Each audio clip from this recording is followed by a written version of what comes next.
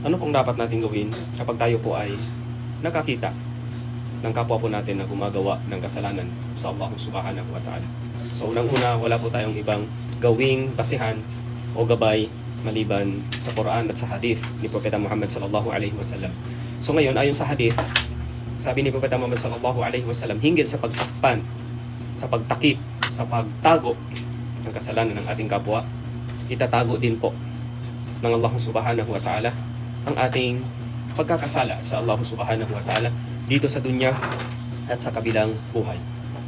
At ito po ang hadith ni Propeta Muhammad sallallahu alaihi wasallam mula sa authentic na hadith, man satara musliman satarahu Allahu fid dunya wal akhirah. At ang paliwanag ng mga ahlul ilm dito, minal khata'in wa dhanbin, mula sa pagkukulang, pagkakamali at kasalanan sa Allah subhanahu wa ta'ala. Kung nais mong pagtakpan ng Allah ang iyong kasalanan, so takpan mo po ang kasalanan ng iyong kapwa.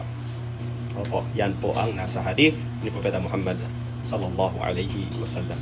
So mag-isip-isip ka muna bago mo ilantad ang kasalanan o pagkukulang ng iyong kapatid, iyong kapwa. Huwag kang mag-expect na balang araw ikaw na naman ang ilalantad ng Allah subhanahu wa ta'ala dito sa dunya, gitla na doon sa kabilang buhay. Allah ta'ala alam.